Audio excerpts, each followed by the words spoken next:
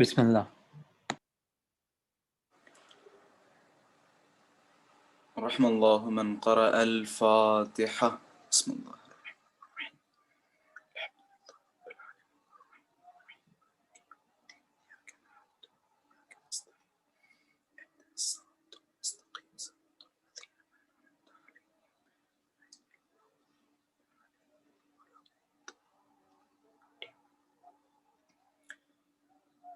لا حول ولا قوة إلا بالله العلي العظيم.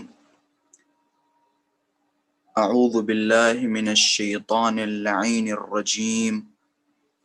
بسم الله الرحمن الرحيم.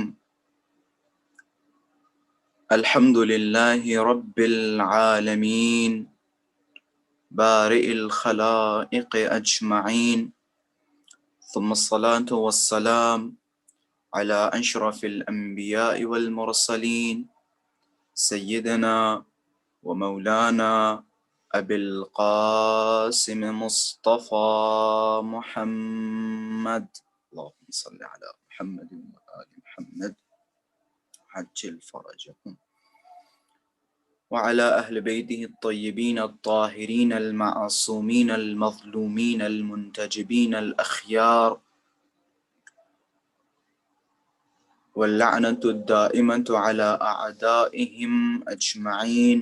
أما بعد، فقد قال الله تبارك وتعالى في محكم كتابه ومتقن خطابه: بسم الله الرحمن الرحيم. ولا تلبسوا الحق بالباطل وتكتموا الحق وأنتم تعلمون. صدق الله العلي العظيم. اللهم كن لوليك الحجة ابن الحسن صلواتك عليه وعلى آبائه في هذه الساعة وفي كل الساعة وليا وحافظا وقائدا وناصرا ودليلا وعينا حتى تسكنه أرضك طوعا وتمتعه فيها طويلا. اللهم صل على محمد وآل محمد وعجل فرجهم. وجود نازنین ذی‌الجود امام زمانہ عجل اللہ تعالی فرجہ الشریف کی سلامتی اور حضرت کے ظہور میں تعجیل، علماء کرام اور آپ سب اپنی سلامتی اور اہل خانہ کی سلامتی کے لیے بآواز بلند صلوات ہدیہ فرمائیں۔ اللہم صل علی محمد وآل محمد وعجل فرجہم۔ عزیزان محترم، سب سے پہلے آپ تمام حضرات کی خدمت میں ایام شہادت صدیقہ کبریٰ سلام اللہ علیہا کے موقع پر تعزیت پیش کرتا ہوں، اور ہم سب کی جانب سے، علماء کرام اور اہل خانہ کی جانب سے، امام زمانہ عجل اللہ تعالی فرجہ الشریف کی خدمت میں صدیقہ طاہرہ سلام اللہ علیہا کی شہادت کی تعزیت پیش کرتے ہیں۔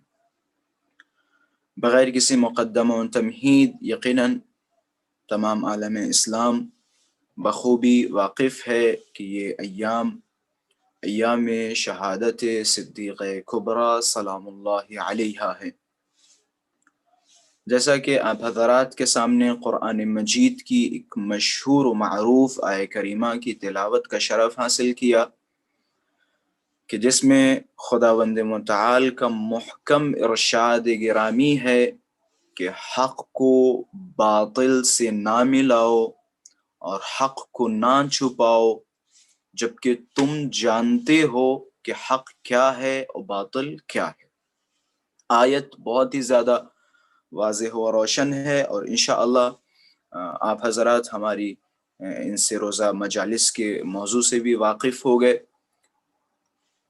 کیا حق ہے، کیا باطل ہے، بہت آسان ہے، اور تمام عالم اسلام بخوبی جانتا ہے کہ زندگی بھر حق کس کے ساتھ رہا اور باطل کس کے ساتھ رہا۔ عزیزان محترم، ہمارے یہاں مختلف روایات ہیں اہل بیت علیہم السلام سے، بالخصوص رسول اللہ صلی اللہ علیہ وآلہ وسلم سے، کہ جن میں حضرت رسول اعظم نے مختلف اور متعدد مقامات پہ ارشاد فرمایا کہ حق علی کے ساتھ ہے اور علی حق کے ساتھ ہے۔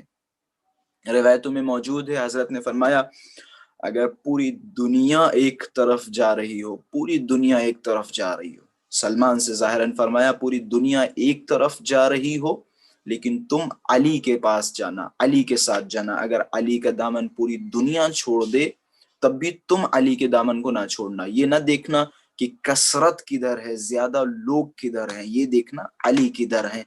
ہمارے یہاں معیار حقانیت علی بن ابی طالب علیہ السلام کی ذات ہے، حق کی معیار ذات علی بن ابی طالب ہے۔ تو ظاہراً ہم سب کو بخوبی یہ اندازہ ہے کہ حق کس کے ساتھ ہے۔ اب آتے ہیں قرآن مجید کی آیہ کریمہ کی طرف، جس میں خداوند متعال نے ارشاد فرمایا حق کو باطل سے نہ ملاؤ اور حق کو نہ چھپاؤ۔ یقیناً ایام عزائی فاطمیہ سلام اللہ علیہا اہل بیت علیہم السلام کے حقوق ہیں جو ہم سب کی گردنوں پہ واجب ہے۔ جناب سیدہ سلام اللہ علیہا کی شہادت میں بہت سارے راز ہیں، بہت سارے اسرار ہیں۔ جناب سیدہ کی شہادت کا ایک راز جو ہماری اس ناقص فکر میں آتا ہے وہ یہ ہے کہ اگر جناب سیدہ سلام اللہ علیہا کی شہادت واقع نہ ہوتی تو یہ مکتبہ یہ فکر کہ جس پر آج ہم اور آپ بخوبی عمل انجام دے رہے ہیں، وہ مکتبہ فکر کہ جس کے ہم پیروکار ہیں، ہم نمازیں پڑھ رہے ہیں، روزے رکھ رہے ہیں اور ولایت علی کو اپنے اوپر ہم نے واجب کر رکھا ہے، اگر کسی انسان کے اندر اہل بیت علیہ السلام کی ولایت نہ ہو تو وہ جنت کی بو محسوس نہیں کر سکتا۔ یہ جو اعتقادات ہم رکھ رہے ہیں یہ جناب سیدہ سلام اللہ علیہا کی شہادت کے صدقے میں ہمیں ملے۔ میں اسرار شہادت جناب صدیقہ سلام اللہ علیہا بیان کر رہا ہوں، اور یقیناً یہ وہ حقوق ہیں کہ تاریخ نے جنہیں چھپانے کی کوشش کی، یہی وہ حق ہیں جنہیں تاریخ نے اپنی کتابوں میں چھپایا۔ بعض مورخین نے اپنے قلم توڑ دیے اور بعض مورخین نے جب ان تاریخوں پہ قلم اٹھائے تو یقیناً انہیں کسی نہ کسی سزا میں مبتلا کر دیا۔ پھر مختلف دور جو ماشاءاللہ سے ہم سنتے رہتے ہیں ہمیشہ خطبہ و ذاکرین و علماء سے۔ تو خلاصہ کلام جناب سیدہ سلام اللہ علیہا کی شہادت کا ایک اثر جو ہم تک پہنچا وہ ہے دین، فقہ جعفریہ۔ اگر جناب زہرا سلام اللہ علیہا کی شہادت واقع نہ ہوئی ہوتی، اگر جناب صدیقہ طاہرہ سلام اللہ علیہا احتجاج نہ کرتی، اگر صدیقہ سلام اللہ علیہا دروازہ پہ نہ جاتی تو یقیناً یہ فکر جس پر ہم اور آپ عمل کر رہے ہیں یہ فکر انہی مدینوں کی گلیوں تک محدود رہ جاتی، ہم تک نہ پہنچتی۔ کیونکہ جناب سیدہ سلام اللہ علیہا کی شہادت ہے کہ جس نے لوگوں کے دلوں میں آگ لگا دی۔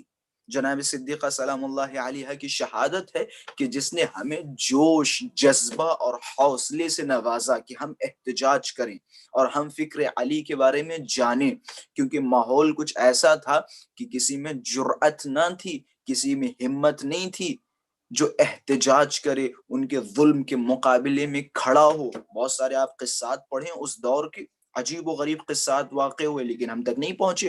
اور یقیناً اگر جناب سیدہ سلام اللہ علیہا کی شہادت نہ ہوتی، یہاں تک کہ یہ بھی ہمیں بخوبی اندازہ نہ لگ پاتا اور بخوبی نہ پتہ چل پاتا کہ جناب امیر کائنات علیہ السلام اور خلفائے وقت کے درمیان اختلافات تھے بھی یا نہیں۔ اگر جناب سیدہ سلام اللہ علیہا کی شہادت واقع نہ ہوتی، اگر جناب سیدہ سلام اللہ علیہا نے یہ قربانی پیش نہ کی ہوتی۔ میں حقائق فاطمیہ سے آشنا کر رہا ہوں اور یقیناً یہ ایسے حق ہیں اور ایسے حقائق ہیں کہ جنہیں لوگوں نے پوشیدہ کرنے کی بارہا کوششیں کی، لیکن خداوند متعال کا نور ہے جو کسی کی پھونک سے خاموش نہیں ہو سکتا۔ جناب صدیقہ سلام اللہ علیہا کا احسان ہے، ان کی قربانی کا احسان ہے، وَإِلَّا فکر علی ہم تک نہ پہنچتی، مذہب جعفریہ ہم تک نہ پہنچتا۔ آپ دور پڑھیں، جناب ام سلمہ کے حوالے سے آپ پڑھیں، میں اس دور کے کچھ حالات بتا رہا ہوں کہ دیکھیں اس دور کے حالات کیسے تھے۔ لوگوں میں جرأت نہیں تھی جو ان کے خلاف احتجاج کریں، لوگوں میں جرأت نہیں تھی جو ان کے خلاف زبانیں کھولیں۔ جناب ام سلمہ کا 1 سال سے زائد شہریہ بند کر دیا گیا۔ ازواج رسول کا ایک خاص وظیفہ ہوا کرتا تھا، مال غنیمت میں سے جناب ام سلمہ کا بند کر دیا۔ کیوں؟ کیونکہ یہ اہل بیت کے ساتھ رہی ہمیشہ۔ جناب ام سلمہ کا 1 سال سے زائد وظیفہ بند کیا گیا، لیکن کسی میں جرأت نہیں تھی، کسی تاریخ نے نہیں لکھا کہ کوئی صاحب کھڑے ہوئے ہوں اور کھڑے ہونے کے بعد کہا ہو کہ بھیا آپ جناب ام سلمہ کا وظیفہ کیوں بند کر رہے ہیں، وہ تو رسول اللہ کی زوجہ ہیں، ام المؤمنین ہیں۔ کسی میں جرأت نہیں تھی۔ جناب ام سلمہ کا وظیفہ بند ہو گیا، سارے کے سارے خاموش، 1 سال تک بند رہا۔ پھر اسی طریقے سے آپ دیکھیں، ایک صاحب نے بیعت سے انکار کیا، شام پہنچے، شام میں خالد بن ولید نے جو ہے مار دیا۔ جب پوچھا گیا کیا ہوا، کیسا ہوا، سب کو پتا تھا کہ کس نے مارا اور کب مارا اور کہاں مارا، سب جانتے تھے۔ بس ایک مرتبہ وہ کھڑا ہوا اور کھڑا ہونے کے بعد کہہ دیا کہ جنات آئے تھے، جنات مار کے چلے گئے۔ سب نے مان لیا کہ جناتوں نے مار دیا۔ اتنا روب تھا، اتنا دبدبا تھا کہ کسی میں جرأت نہ تھی جو ان کے خلاف قیام کرے، احتجاج کرے۔ جناب صدیقہ سلام اللہ علیہا نے جب یہ ماحول دیکھا، ماحول بہت ہی خراب تھا، جناب صدیقہ سلام اللہ علیہا نے اپنے ہاتھوں میں پرچم لیا اور احتجاج کرنا شروع کیا۔ یہ غلط فہمی ہے جو ہم بچوں کو اپنے سکھا رہے ہیں اور بتا رہے ہیں کہ جناب صدیقہ سلام اللہ علیہا کا احتجاج تنہا ایک باغ کے لیے تھا۔ نہیں آقا جان، باغ فدق ایک بہانہ تھا، باغ فدق ایک بہانہ تھا، وَإِلَّا مقصد و راز کچھ اور ہے۔ مقصد و راز یہ ہے کہ جناب صدیقہ سلام اللہ علیہا اس باغ فدق کے بہانے سے امیر کائنات کے حق کو ثابت کرنا چاہ رہی ہیں۔ اور یہی وجہ آپ خطبہ فدق اٹھا کے دیکھیں، خطبہ فدق میں کہاں کہاں کتنے جملات ہیں کہ جن میں جناب صدیقہ طاہرہ نے فرمایا ہو کہ میرا حق چھین لیا گیا، میرا حق مجھے دے دو، مجھ پہ یہ ہوا، میرا باغ فدق چھین لیا۔ بس ایک جملہ ہے، ان تهضم تراث ابی وانتم بمرع منی ومسمع ومنتدى، آیا میرے بابا کی میراث میرے ہاتھوں سے چھینی جاتی رہی اور تم لوگ کھڑے دیکھ رہے ہو؟ یہاں بھی در حقیقت جناب سیدہ باغ فدق کے لالچ میں نہیں بیان کر رہی، اور باغ فدق ان کے خیال و تصور میں بھی نہیں ہے۔ یہاں گویا ان لوگوں کو رسوا کر رہی ہیں، ذلیل کر رہی ہیں کہ تم تو بڑے محبت کے نعرے لگاتے تھے، تمہارے بارے میں تو قرآن نے کہا الذین آووا ونصروا، جنہوں نے رسول کو پناہ دی، اور وہ لوگ کہ جنہوں نے رسول اللہ کی مدد کی۔ تم لوگ تو رسول اللہ کی مدد کرنے والے ہو، پھر میری مدد کیوں نہیں کر رہے؟ میں تو رسول کی بیٹی ہوں۔ در حقیقت یہ سارے کے سارے جملات اگر آپ غور کریں تو سارے کے سارے جملات فقط و فقط حق علی کو ثابت کرنے کے لیے ہیں۔ میں نے قرآن کی آیت پڑھی کہ حق کو باطل سے نہ ملاؤ۔ جناب سیدہ سلام اللہ علیہا اس آیہ کریمہ کی مصداق ہے۔ جناب سیدہ سلام اللہ علیہ نے حق و باطل کو جدا کیا۔ خطبہ فدق پڑھیں، آپ دیکھیں جگہ جگہ جملات ہیں جناب امیر کائنات کی شان میں، جناب امیر کائنات کے حوالے سے احتجاج فرما رہی ہیں کہ آیا تم غدیر میں نہیں تھے؟ کیا تم نے نہیں دیکھا کہ میرے بابا نے علی کے دونوں ہاتھوں کو علی کو بلند کر کے فرمایا تھا من کنت مولاہ فہذا علی مولا؟ خود جب میرے بابا نے علی کی ولایت تم لوگوں کے سامنے پیش کی تھی، پھر آج کیا ہو گیا؟ کیوں تم علی کے قدموں کے پیچھے نہیں چل رہے ہو؟ کیوں تم نے علی کے دامن کو چھوڑ دیا ہے؟ تو خلاصہ کلام جناب صدیقہ طاہرہ کی شہادت در حقیقت امامت و ولایت کی حفاظت میں ہے۔ جناب صدیقہ سلام اللہ علیہ کی شہادت نہ ہوتی، جناب صدیقہ اگر اپنے آپ کو سپر نہ بناتی تو آج ہم تک علی کی فکر نہ پہنچتی۔ علی کی فکر اگر پہنچی ہے تو جناب سیدہ سلام اللہ علیہ کی شہادت کی وجہ سے۔ لہذا ہم سب کا فریضہ ہے کہ ہم جناب سیدہ سلام اللہ علیہ کے لیے جو ہو سکے ہم کریں، جو ہمارے بس میں ہو ہم انجام دیں۔ ہم اپنی زبانوں کے ذریعے سے اگر ایام عزا فاطمیہ میں کچھ کر سکتے ہیں تو اپنی زبان کھولیں۔ اگر ہم مجلسوں میں شرکت کے ذریعے سے کچھ کر سکتے ہیں تو مجلسوں میں شرکت کریں۔ ہم اگر اپنے مال و دولت کے ذریعے سے کچھ کر سکتے ہیں تو ہم اپنی مال و دولت ایام عزا فاطمیہ پہ خرچ کریں۔ میں نے جملہ کہا تھا ہم سب کا فریضہ ہے، ہم سب کا فریضہ ہے کہ ہم فاطمی کہلائیں۔ ہم ابھی فاطمی نہیں ہوئے، ہم سب کا فریضہ جناب سیدہ سلام اللہ علیہا کی شہادت کے موقع پہ جتنا ہو سکے جناب صدیقہ طاہرہ کے حق کا دفاع کریں اور لوگوں کو بتائیں کہ کس طرح سے علی نے صبر کیا، کس طرح اور کس قدر علی کی مظلومیت ہے۔ میں بارہا یہ جملہ کہتا رہتا ہوں، یقیناً آپ حضرات کے سامنے یہ جملہ بیان کرتا چلوں، اور ظاہراً تھوڑی سی اس پہ توضیح و تفصیل بھی ہے۔ میں جب بھی جناب صدیقہ طاہرہ سلام اللہ علیہا کے حوالے سے پڑھتا ہوں یا مجلسیں پڑھتا ہوں یا کتابیں پڑھتا ہوں تو مجھے ایسا لگتا ہے، اگرچہ جناب صدیقہ سلام اللہ علیہا کی شہادت ہوئی، جناب صدیقہ سلام اللہ علیہا پہ ظلم و ستم ڈھائے گئے، سارے مصائب ایک طرف، لیکن تب بھی مجھے مصیبت کا اگر پردہ دیکھا جائے تو مجھے علی بن ابی طالب کی مصیبت جناب صدیقہ طاہرہ سے کہیں زیادہ نظر آتی ہے۔ جناب صدیقہ کی مصیبت کے پہلو ہیں ایک طرف، لیکن جناب امیر کائنات کی مظلومیت دیکھیے جناب صدیقہ سلام اللہ علیہا کی شہادت کے مقابلے میں۔ جناب صدیقہ سلام اللہ علیہا کے ساتھ جو کچھ حادثات ڈھائے گئے، رسول اللہ کا جنازہ 28 سفر المظفر کو رسول اللہ اس دار فانی سے الوداع کہتے ہوئے چل بسے، شہادت ہو گئی 28 کو، 29، 30 روایتوں کے جملے کی 3 دن تک رسول اللہ کا جنازہ گھر پہ رکھا ہوا ہے، کوئی خیر خبر نہیں، کوئی پوچھنے والا نہیں۔ یہ حقائق ہے، یہ حقائق فاطمیہ ہے۔ فاطمیہ کا آغاز ہوتا ہے رسول اللہ کی شہادت سے۔ جیسے رسول اللہ نے آنکھ بند کی، جناب صدیقہ طاہرہ اور علی بن ابی طالب پہ ظلم و ستم شروع ہو گئے۔ مستند روایت ہے کہ رسول اللہ کا جس دن رسول اللہ کا جنازہ دفنایا گیا، جس دن رسول اللہ کو سپرد خاک کیا گیا، اسی رات جناب صدیقہ طاہرہ سلام اللہ علیہ کے گھر پہ آگے دھمکیاں دینے کے لیے۔ ادھر رسول اللہ کا جنازہ رکھا ہوا ہے، ادھر یہ لوگ فیصلہ کر رہے ہیں کہ ہم خلیفہ و جانشین کسے بنائیں۔ کیا انہیں نہیں پتا رسالت کتنا عظیم منصب ہے؟ رسالت من جانب اللہ ہے، خدا کی طرف سے ہے۔ اب ظاہر سی بات ہے جب رسالت خدا کی طرف سے ہے اور اس کا خلیفہ بننا طبعاً خدا کی طرف سے ہوگا، انہیں بخوبی پتا ہے، لیکن یہ حق و باطل کو ملا رہے ہیں۔ یہ جانتے ہو انتم تعلمون، تم بہتر جانتے ہو حق کیا ہے اور کون ہے۔ میرے خیال سے علی کے بارے میں دشمن سے زیادہ کوئی نہیں جانتا ہے، دشمن بخوبی علی کے بارے میں جانتا ہے، بخوبی جانتا ہے۔ آپ یہی نجاشی کے حوالے سے پڑھیں، نجاشی وہ آدمی تھا جو امیر کائنات کے لشکر میں تھا، اور امیر کائنات کے لوگ جب جنگ کرنے کے لیے جاتے تھے تو انہیں رجز لکھ کے دیتا تھا، رجز لکھ کے دیتا تھا، اور وہ لوگ جاتے تھے اشعار پڑھتے تھے، رجز پڑھتے تھے، کس کے؟ نجاشی کے۔ ایک دن نجاشی نے شراب پیا، مولا نے بلوایا،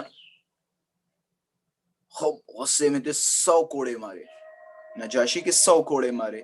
اب جب نجاشی کے 100 کوڑے لگے تو نجاشی کہنے لگے کہ مولا شراب کی حد تو 80 کوڑے، آپ نے 100 کوڑے کیوں لگائے؟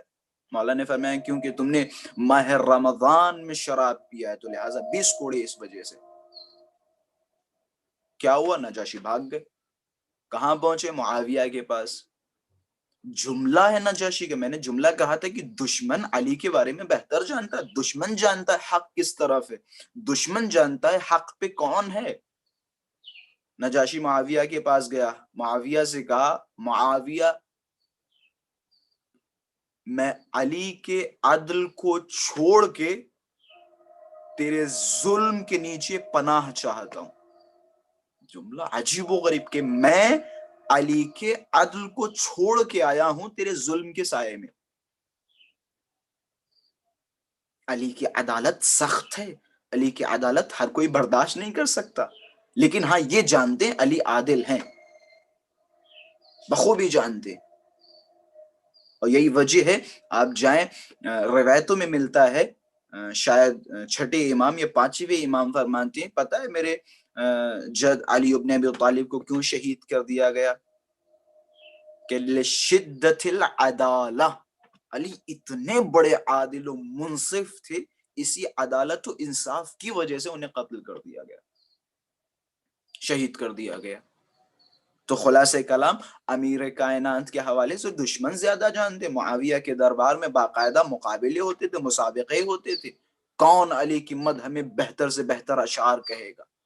کون ہے جو علی کی بڑھیا سے بڑھیا اور بہتر سے بہتر فضیلت سنائے؟ اشعار، مناظرات ہوتے تھے، باقاعدہ مسابقات ہوتے، انعام دیے جاتے تھے، علی کی فضیلت کون بہتر سنائے گا۔ تو خلاصہ دشمن بخوبی جانتا ہے۔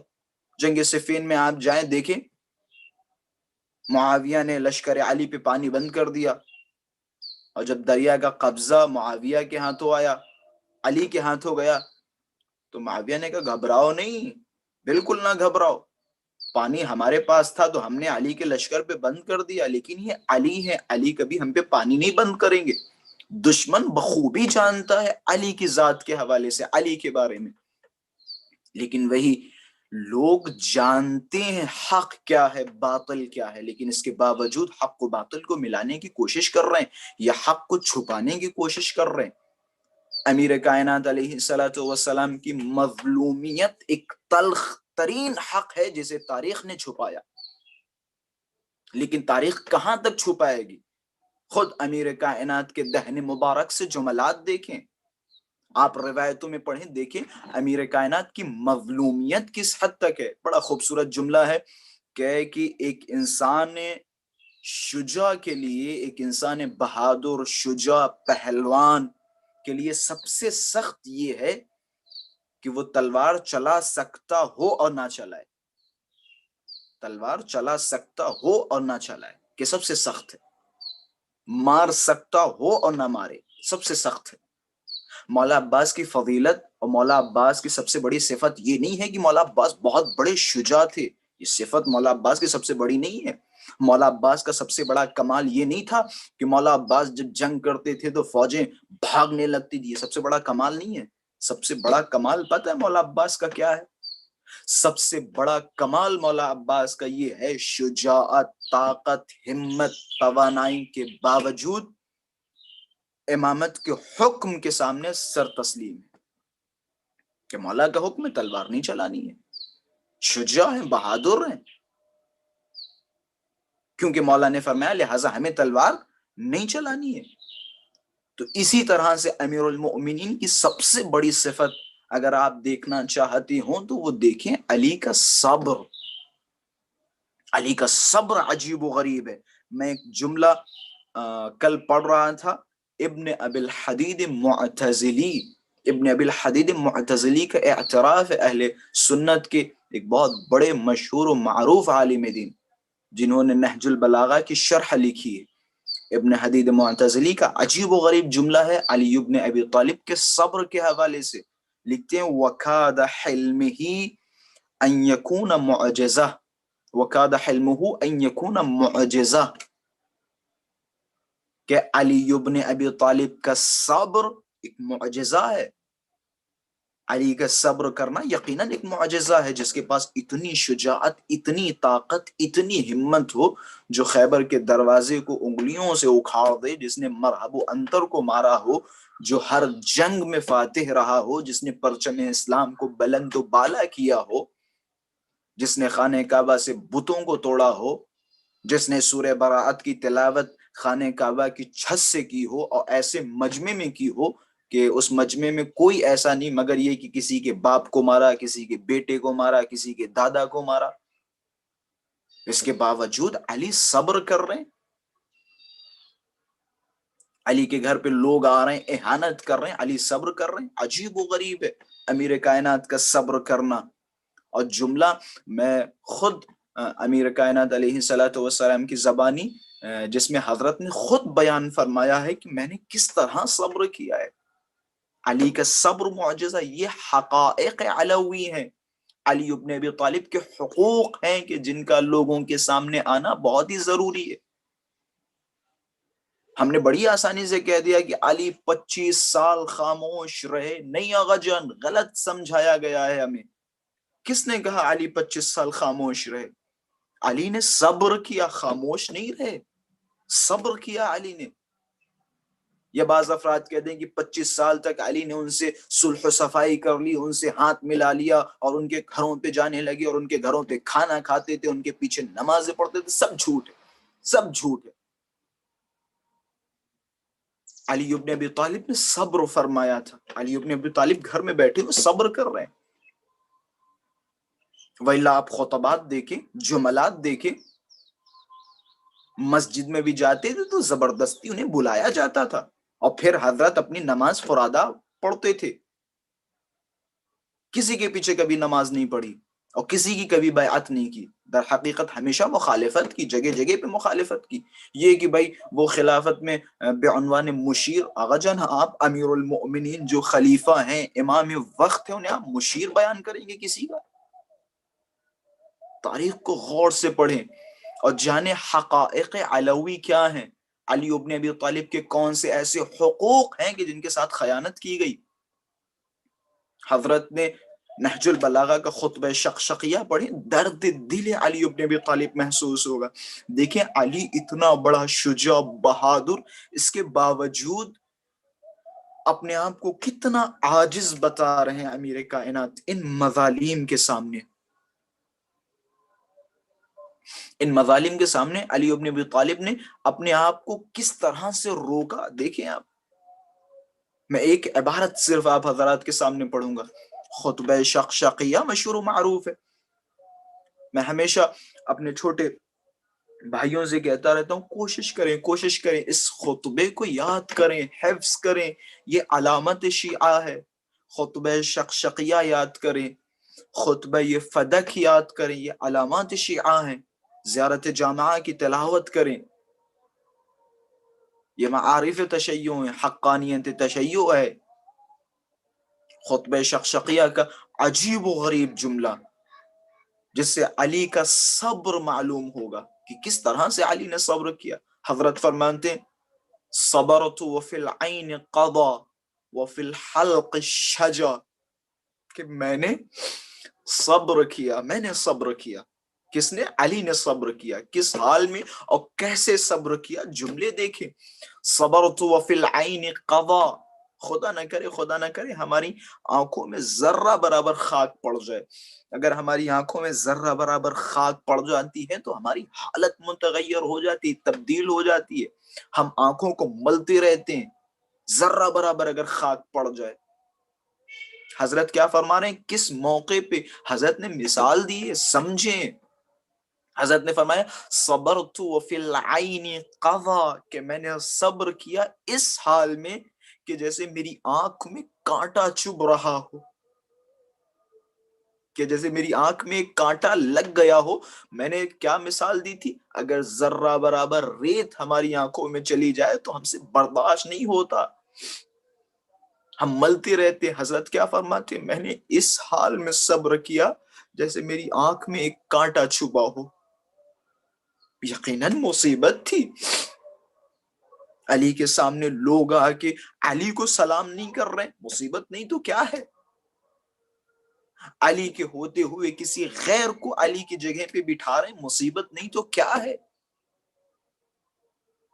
لوگ صدیقہ طاہرہ کے گھر پہ آگ و لکڑیاں لے کے آ رہے ہیں, مصیبت نہیں تو کیا ہے. صبرت وفی العین قضا وفی الحلق شجا, کہ میں نے صبر کیا اس حال میں کہ جیسے میری آنکھ میں کانٹا چھپا ہو اور حلق میں ہڈی پھنسی ہو. وہ افراد جن کے حلق میں اگر ذرہ برابر ایک لقمہ پھنس جاتا ہے تو وہ فوراً پانی پیتے ہیں اور دوڑتے ہیں.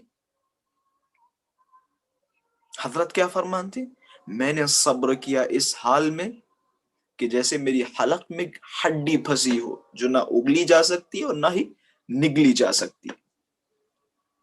عجیب و غریب جملے. امیر کائنات کی مظلومیت, امیر کائنات کا صبر عجیب و غریب ہے, کیونکہ حضرت امیر کائنات مأمور بالصبر تھے. حضرت کو حکم دیا گیا تھا کہ آپ صبر کریں. حضرت کو حکم دیا گیا تھا. آپ روایات پڑھیں, کتنی جگہیں رسول اللہ صلی اللہ علیہ وآلہ وسلم نے, بڑا آسان ہے جملہ کہ بھائی کہہ دیا کہ بھائی اگر ایسا کچھ ہوا, جناب صدیقہ سلام اللہ علیہا کی اہانت ہوئی تو علی کیا کر رہے تھے, علی شیر خدا, علی ایسے, علی ویسے, علی بہادر. بھائی فضیلت تو علی کی انہی تمام چیزوں میں ہے کہ سب کچھ ہونے کے باوجود کیونکہ رسول اللہ نے فرمایا تھا, لہذا رسول اللہ کے حکم پر سر تسلیم ہے. اور یہ روایات ایک طرف کہ رسول اللہ نے فرمایا آپ جائیں، جب دق الباب ہوا، روایت ہے جب دق الباب ہوا لوگوں نے دروازہ کھٹکھٹایا اور علی کا طلب کیا، امیر کائنات بلند ہوئے دروازے پہ جانے کے لیے، روایت ہے امیر کائنات بلند ہوئے دروازے پہ جانے کے لیے، لیکن جناب صدیقہ طاہرہ سلام اللہ علیہا نے فرمایا علی جان آپ بیٹھے، میں جا رہی ہوں۔ اس میں بھی حکمت ہے، راز ہے۔ پتہ ہے کیا راز و حکمت ہے؟ کیونکہ ایک روایت میری ذہن میں آ رہی ہے، روایت ہے کہ رسول اللہ صلی اللہ علیہ وآلہ وسلم نے فرمایا علی میرے بعد فاطمہ کی باتوں کو ماننا، روایت ہے میرے بعد فاطمہ کی باتوں کو ماننا، انشاءاللہ اگر کسی کو ضرورت ہو تو مجھ سے بیان کرے، میں آپ کو حوالہ پیش کروں گا۔ تو لہٰذا جب جناب امیر کائنات بلند ہوئے، جناب صدیقہ سلام اللہ علیہا نے فرمایا آپ بیٹھے، میں جا رہی ہوں دروازے پہ۔ اچھا، جناب صدیقہ طاہرہ سلام اللہ علیہا کے ذہن میں بھی کافی باتیں تھیں۔ یقیناً جناب صدیقہ سلام اللہ علیہا کا ایک خیال تو یہ تھا کہ یہ لوگ میرے بابا کا بہت زیادہ احترام کرتے ہیں، ان لوگوں نے میرے بابا کے پیچھے پوری زندگی گزاری، ان لوگوں نے میرے بابا کے بڑے فضائل و مناقب بیان کیے، یہ لوگ میرے بابا کے چہیتے تھے، یہ لوگ میرے بابا کے ساتھ رہتے تھے، یہ لوگ میری بابا کی محبت کے نعرے لگا رہے ہیں، میرا بابا اتنا عظیم کائنات کا رسول ہے، نبی ہے، میں چاہ رہی ہوں علی آپ بیٹھے، ممکن ہے آپ کی اہانت کر دے، لیکن جب میں دروازے پہ جاؤں گی تو ان میں کسی میں جرأت نہ ہوگی جو مجھے کچھ کہیں یا گھر میں داخل ہونے کی جرأت کریں اگر میں دروازے پہ جاؤں گی۔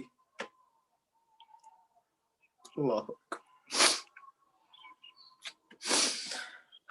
عجیب منزل امتحان ہے۔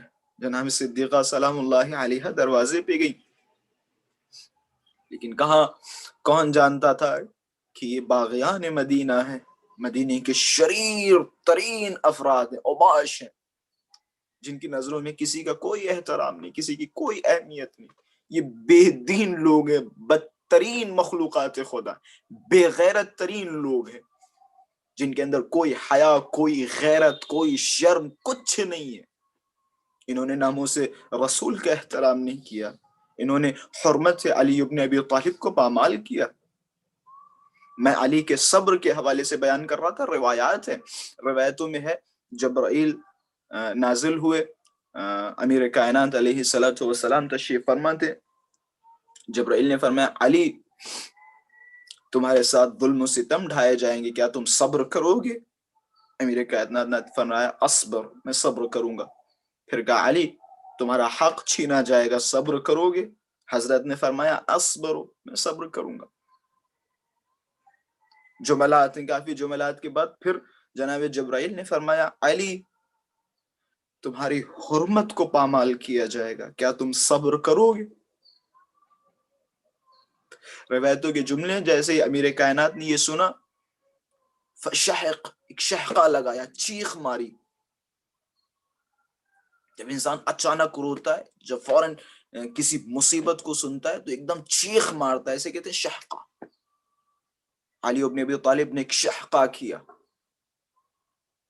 رونے کے بعد فرمایا اصبر، میں صبر کروں گا، کیونکہ خدا کی طرف سے مأمور بے صبر ہے، خدا نے مأمور کیا ہے کہ آپ صبر کریں۔ اور انسان کی کامیابی و کامرانی اسی میں ہے کہ اس کا ہر فعل رضای الہی کے لیے ہو، یرضا لرضا الرب ویغضب لغضب الرب، اس کا غضب خدا کے غضب کے لیے ہو، اس کی رضا خدا کی رضا کے لیے ہو، ہر کام خدا کی رضا کے لیے ہو، خدا کی خوشنودی، خدا جس چیز پہ راضی ہو وہ چیز انجام دے۔ ویلہ کربلا میں آپ اگر یہ اشکال یہاں کر رہے ہیں کہ بھائی علی خاموش کیوں رہے، کربلا میں بھی آپ یہ اشکال کر سکتے ہیں کہ ابو الفضل العباس خاموش کیوں رہے، کیوں ابو الفضل العباس کو امام حسین علیہ السلام نے بغیر تلوار بھیج دیا؟ خوب شجاع تھے، بہادر تھے، شیر خدا کے فرزند تھے، مشہور پہلوانوں میں شمار ہوتا تھا، کیوں بھیج دیا مولا عباس کو؟ خوب وہاں آپ کیوں نہیں کہتے آپ اگر یہاں کہہ رہے ہیں کہ علی نے زہرا سلام اللہ علیہا کو دروازے پہ کیوں بھیجا، تو وہاں آپ کیوں نہیں کہتے کہ کیوں امام حسین نے مولا عباس کو تلوار نہیں دی؟ وہاں پہ بھی ایک امتحان ہے اور یہاں پہ بھی ایک امتحان ہے. یہ بھی ایک ایسا امتحان ہے کہ جس کی وجہ سے آج ہمارے دل محترق ہیں، جلے ہوئے ہیں اسی امتحان کی وجہ سے. خلاصہ یہ حقائق ہیں کہ جنہیں بیان کرنا اور سننا ہم سب کی گردنوں پہ واجب ہے. اور انشاءاللہ میں کوشش کروں گا، میں بیان کروں گا کہ کس طرح سے جناب صدیقہ سلام اللہ علیہا کا یہ پورا ماجرا واقع ہوا اور اس میں کیسے کیسے حقائق پوشیدہ، کیا کیا راز ہیں، اور امیر المؤمنین علیہ الصلوۃ والسلام کی غربت کا ایک خاص پہلو. امیر المؤمنین علیہ الصلوۃ والسلام کی غربت سب سے بڑی پتہ کیا ہے؟ امیر المؤمنین کون؟ شجاع، بہادر. روایتوں کے جملے، امیر المؤمنین کسی جنگ سے واپس آ رہے تھے، حضرت کے ضربت لگی ہوئی تھی، سر پہ خون بہت زیادہ بہ رہا تھا. گھر تشریف لائے، جناب صدیقہ طاہرہ سلام اللہ علیہا نے دیکھا، مرہم پٹی کی، فرمایا، رونے لگی جناب صدیقہ سلام اللہ علیہا، بہت زیادہ رو رہی تھی.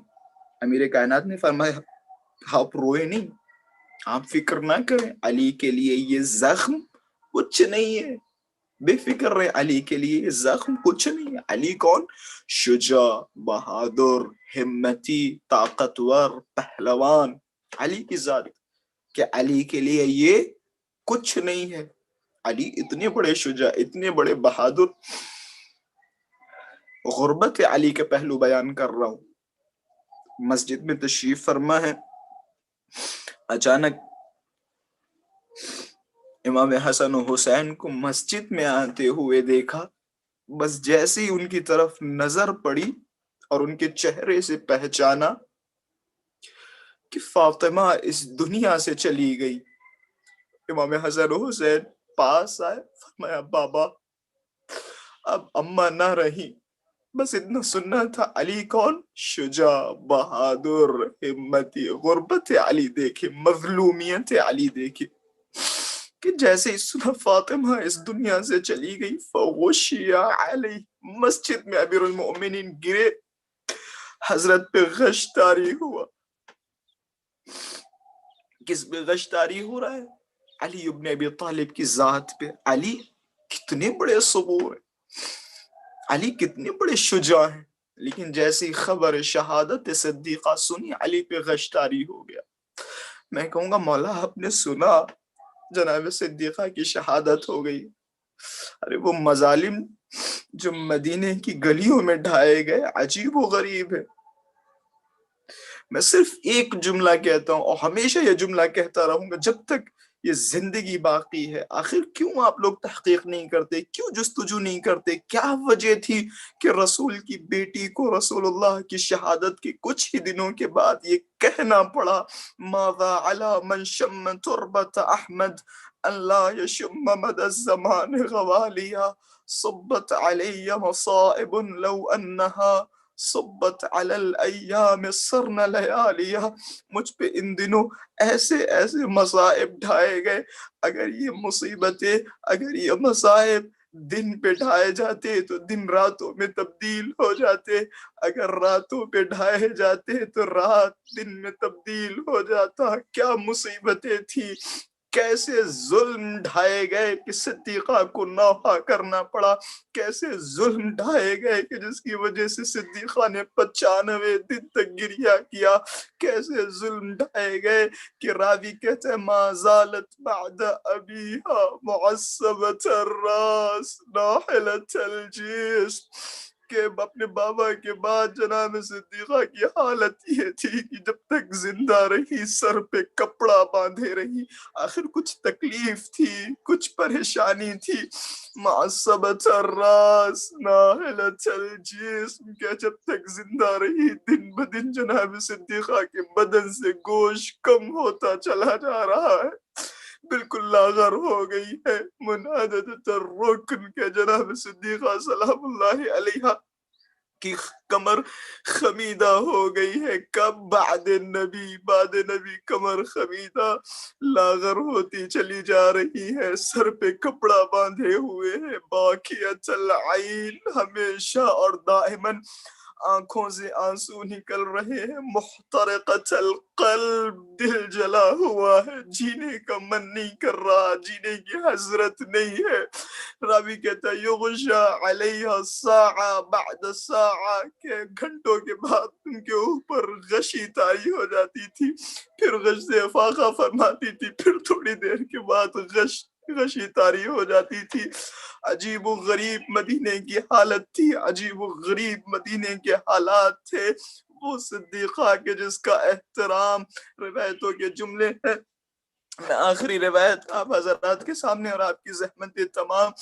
جب جناب صدیقہ سلام اللہ علیہ کی پریشانی دن بدن بڑھتی گئی, جناب صدیقہ نے بلال کو بلوایا کہ بلال بہت عرصہ ہو گیا تمہاری آواز نہیں سنی, میرے بابا کو تمہاری آواز بہت زیادہ پسند تھی. بلال ذرا جاؤ اذان تو کہو. بلال نے جناب صدیقہ سے فرمایا صدیقہ میں نے قسم کھائی تھی رسول کے علاوہ کسی کے لیے اذان نہ کہوں گا. یہ تو ثابت ہو گیا مسلمانوں, اگر بلال صدیقہ کے کہنے پہ اذان دے رہے ہیں تو گویا بلال بھی یہ مانتے ہیں کہ یہ رسول کی بیٹی, جو رسول اللہ کا حکم وہی حکم رسول کی بیٹی کا ہے. اگر رسول کی بیٹی کوئی حکم دے تو گویا وہ رسول کا حکم ہے. اب اگر رسول کی بیٹی دربار میں اپنے حق کا مطالبہ کرے تو گویا بیٹی نہیں مطالبہ کر رہی ہے, رسول مطالبہ کر رہا ہے. عزادارو, بلال گلدستہ اذان پہ پہنچے, بس شروع کیا بسم اللہ الرحمن الرحیم, ہاتھوں کو بلند کیا, اللہ اکبر اللہ اکبر. پھر فرمایا اشہد ان لا الہ الا اللہ اشہد ان لا الہ الا اللہ. اب جیسے ہی بلال نے کلمہ شہادت دہرایا اور جملہ کہا اشہد ان محمد رسول اللہ, بس اتنا کہنا تھا, گھر سے ایک چیخ بلند ہوئی, آواز آئی بلال اذان کو روک دے, نبی کی بیٹی اس دنیا سے چلی گئی, نبی کی بیٹی سے برداشت نہ ہو رہا. بلال دوڑتے ہوئے صدیقہ کے پاس آئے. عجب نہیں جناب صدیقہ کو غش طاری ہوا, جیسے ہی غش سے افاقہ ہوا کہ بلال جاؤ اذان کہو. بلال نے اذان مکمل کی, بس آخری جملہ آپ کی زحمت تمام, میں کہوں گا بلال آپ نے جناب صدیقہ کو گرتے ہوئے دیکھا, بلال آپ نے دیکھا کہ صدیقہ پہ غش طاری ہوا, کیا آپ نے یہ دیکھا اسی مدینے کی گلیوں میں جناب صدیقہ کے دروازے کو جلایا گیا. جب دروازہ جلایا گیا, جلتا ہوا دروازہ سیدہ کے پہلو پہ گرا, پہلو شکستہ ہوا, آواز دی فضا مجھے سنبھالے, میرا محسن شہید ہو گیا. اللہ لعنت.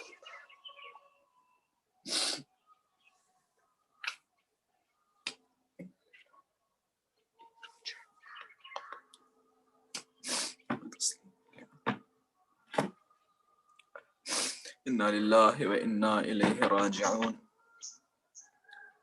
رضا بقضائہ و تسلیما لامرہ. پروردگارہ ہماری اس مختصر عبادت کو قبول فرما. پروردگارہ ہمارے ان آنسوؤں کو رومال سیدہ میں جگہ عطا فرما. پروردگارہ ہماری مجلسوں کو قبول فرما, ہم سب سے سیدہ خوشنود و راضی فرما. پروردگارہ امام زمانہ کے ظہور میں تعجیل فرما اور ہم سب کو ان کے ناصر و انصار میں شمار فرما. آپ حضرات جہاں کہیں بھی تشریف فرما ہے, سب مل کے امام زمانہ عجل اللہ تعالی فرجہ الشریف کی سلامتی کے لیے دعا فرمائیں. بسم اللہ الرحمن الرحیم. اللہم کل ولیک الحجۃ ابن الحسن صلواتک علیہ وعلی آبائہ فی هذه الساعة وفي كل الساعة وليا وحافظا وقائدا وناصرا ودليلا وعينا حتى تسكنه أرضك توعا وتمتعه فيها طويلة. اللهم صل على محمد وآل محمد. اللهم عجل لوليك الفرج والعافية والنصر واجعلنا من أعوانه وأنصاره. ربنا تقبل منا إنك أنت السميع